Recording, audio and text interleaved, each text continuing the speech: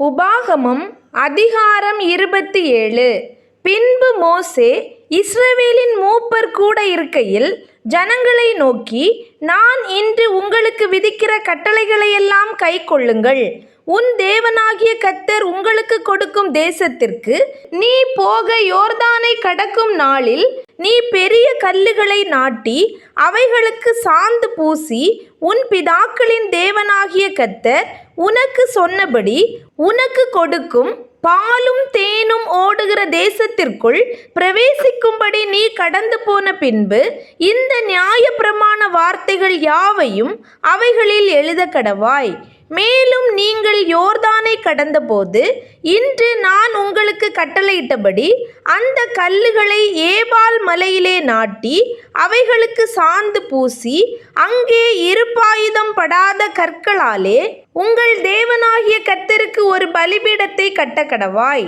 நீ உன் தேவனாகிய கர்த்தரின் பலிபீடத்தை முழு கற்களாலே கட்டி அதின் மேல் உன் தேவனாகிய கர்த்தருக்கு சர்வாங்க தகன பலிகளையும் சமாதான பலிகளையும் இட்டு உன் தேவனாகிய கர்த்தருடைய சந்நிதியில் புசித்து சந்தோஷமாயிருந்து அந்த கல்லுகளில் இந்த நியாயப்பிரமாணத்தின் வார்த்தைகளை எல்லாம் துலக்கமாய் எழுத கடவாய் என்று கட்டளையிட்டான். பின்னும் மோசே லேவியராகிய ஆசாரியர்களும் கூட இருக்கையில் இஸ்ரவேலர் எல்லாரையும் நோக்கி, இஸ்ரவேலே, கவனித்து கேள். இந்நாளிலே உன் தேவனாகிய கர்த்தருக்கு ஜனமானாய். ஆகையால் நீ உன் தேவனாகிய கர்த்தருடைய சத்தத்திற்கு கீழ்ப்படிந்து இன்று நான் உனக்கு விதிக்கிற அவருடைய கற்பனைகளின்படியும் அவருடைய கட்டளைகளின்படியும் செய்வாயாக என்று சொன்னான். மேலும் அந்நாளிலே மோசே ஜனங்களை நோக்கி, நீங்கள் யோர்தானை கடந்த பின்பு ஜனங்கள் ஆசீர்வதிக்கப்படும்படி கெரிசீம் மலையில் சிமியோன், லேவி, யூதா, இசக்கார், யோசேப்பு, பென்யமீன் என்னும் கோத்திரங்கள் நிற்க வேண்டும். சாபம் கூறப்படும் பொருட்டு ஏபால் மலையில் ரூபன், காத், ஆசேர், செபுலோன், தான், நப்தலி என்னும் கோத்திரங்கள் நிற்க வேண்டும். அப்பொழுது லேவியர் உரத்த சத்தமிட்டு இஸ்ரவேல் மனிதர் எல்லாரையும் பார்த்து, கர்த்தருக்கு அருவருப்பான காரியமாகிய தொழிலாளிகளுடைய கைவேலையால் செய்யப்பட்டதும் வார்ப்பிக்கப்பட்டதுமான யாதொரு விக்கிரகத்தை உண்டு பண்ணி ஒளிப்பிடத்திலே வைக்கிறவன் சபிக்கப்பட்டவன் என்பார்களாக. அதற்கு ஜனங்கள் எல்லாரும் பிரதியுத்தரமாக ஆமேன் என்று சொல்ல கடவர்கள். தன் தகப்பனையும் தன் தாயையும் தூஷிக்கிறவன் சபிக்கப்பட்டவன் என்பார்களாக. ஜனங்கள் எல்லாரும் ஆமேன் என்று சொல்ல கடவர்கள். பிறனுடைய எல்லைக்குறியை ஒற்றி போடுகிறவன் சபிக்கப்பட்டவன் என்பார்களாக. ஜனங்கள் எல்லாரும் ஆமேன் என்று சொல்ல கடவர்கள். குருடனை வழி தப்ப செய்கிறவன் சபிக்கப்பட்டவன் என்பார்களாக. ஜனங்கள் எல்லாரும் ஆமேன் என்று சொல்ல கடவர்கள்.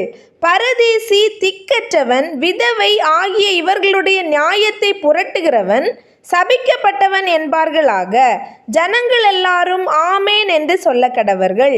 தன் தகப்பன் மனைவியோடே சயனிக்கிறவன் தன் தகப்பனுடைய மானத்தை திறந்தபடியினாலே சபிக்கப்பட்டவன் என்பார்களாக. ஜனங்கள் எல்லாரும் ஆமேன் என்று சொல்ல கடவர்கள். யாதொரு மிருகத்தோடே புணர்ச்சி செய்கிறவன் சபிக்கப்பட்டவன் என்பார்களாக. ஜனங்கள் எல்லாரும் ஆமேன் என்று சொல்ல கடவர்கள். தன் தகப்பனுக்காவது தாய்க்காவது குமாரத்தியாகிய தன் சகோதரியோடே சயனிக்கிறவன் சபிக்கப்பட்டவன் என்பார்களாக. ஜனங்கள் எல்லாரும் ஆமேன் என்று சொல்ல கடவர்கள். தன் மாமியோடே சயனிக்கிறவன் சபிக்கப்பட்டவன் என்பார்களாக. ஜனங்கள் எல்லாரும் ஆமேன் என்று சொல்ல கடவர்கள்.